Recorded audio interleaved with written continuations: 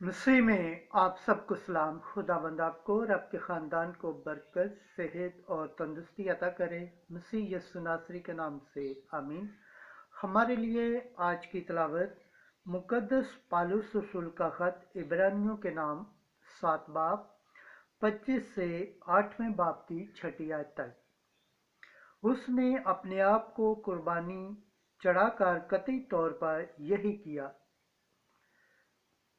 खुदा बाप, बेटे और रूह कुद्दस के नाम से आमीन।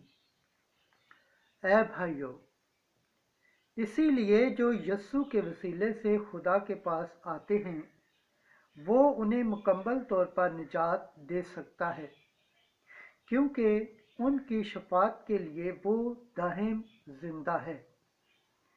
चुनाचे हमारा काहिनी आज़म होना भी ऐसा ही चाहिए था कि वो मुकद्दस, मासूम, बेरिया और गुनाहगारों से अलहदा और फलक से भी मत्याल किया गया हो, जो सरदार कहनों की तरह उसका मथाज न हो कि हर रोज़ पहले अपने और फिर कौम के गुनाहों के लिए ज़िबीहे चढ़ाए, क्योंकि उसने एक बार कतई तौर पर यही किया जब उसने अपने आप को चढ़ाया, क्योंकि शरीयत तो कमज़ोर आदमियों को काहिन आज़म मुकर्रर करती है, मगर वो तशमीया कलाम जो शरीयत के बाद हुआ उस बेटे को मुकर्रर करता जो दाहिम मुकम्मल है।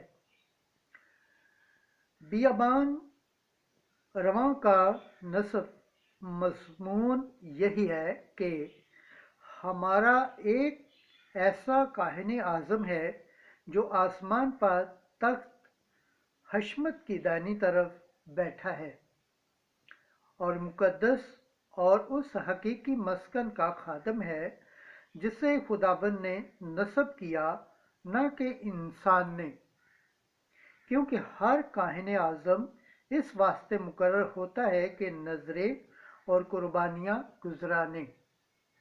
इसलिए वाजिब है कि इसके पास भी गुजराने को कुछ हो। बस अगर वो ज़मीन पर होता तो हरगिज़ काहिन न होता, इसलिए कि शरीयत के मुआफिक गुजराने वाले मौजूद हैं जो आसमानी चीज़ों के नमूने और साए की खिदमत करते हैं। चुनाचे जब मूसा मस्कन बनाने को था तो उसने ये हदायत पाई कि होशियार हो और सब चीज़ें उस नमूने की बना जो तुझे पहाड़ पर दिखाया गया था। अब जिस कदर वो उस बेहतर अहद का दरमियानी ठहरा है जो बेहतर वादों से मुस्तकिम है, इस कदर उसने बेहतर खिदमत पाई है। खुदावंद के पाक कलाम पढ़े और सुने जाने पर खुदावंद की बरकत हो, खुदावंद का शुक्र हो। आमीन। आज का ज़बूर पढ़ा जाएगा, ज़बूर 39 7वीं आयत से 10वीं और 17वीं आयत तक। जमायती जवाब। है खुदावंद, देख मैं आया हूँ कि तेरी मर्जी बचा लाऊं। कुर्बानी या नजराना तूने नहीं चाहा, लेकिन तूने मेरे कान खोले हैं। सोपनी कुर्बानी या खता का ज़िबिया तूने नहीं मांगा। मैंने कहा, देख मैं आया हूँ। जमाती जवाब। है खुदावन, देख मैं आया हूँ कि तेरी मर्जी बचा लाऊं। किताब के तुमार में मेरी बाबत लिखा है, ऐ मेरे खुदा, मैं इसमें खुश हूँ कि तेरी मर्जी बचा लाऊं और तेरी शरीयत मेरे कालिब के ऐन दरमियान है। जमायती जवाब। ऐ खुदावन, देख मैं आया हूँ कि तेरी मर्जी बचा लाऊं। मैंने बड़ी महफिल में सदाकत की बिशारत दी है। देख ऐ खुदावन, तू जानता है मैंने अपने लबों को बंद नहीं रखा। जमायती जवाब। اے خداوند دیکھ میں آیا ہوں کہ تیری مرضی بچا لاؤ، جتنے تیرے طالب ہیں وہ سب تجھ سے خوش ہوں اور شادمانی کرے، اور تیری نجات کے مشتاق ہر وقت کہا کرے خداوند کی تعظیم ہو۔ خداوند کے پاک کلام پڑھے اور سنے جانے پر خداوند کی برکت ہو، خداوند کا شکر ہو، آمین۔ نعرہ حمد۔ اے خداوند تیری باتیں روح ہیں اور زندگی بھی ہیں، ہمیشہ کی زندگی کی باتیں تیرے ہی پاس ہے۔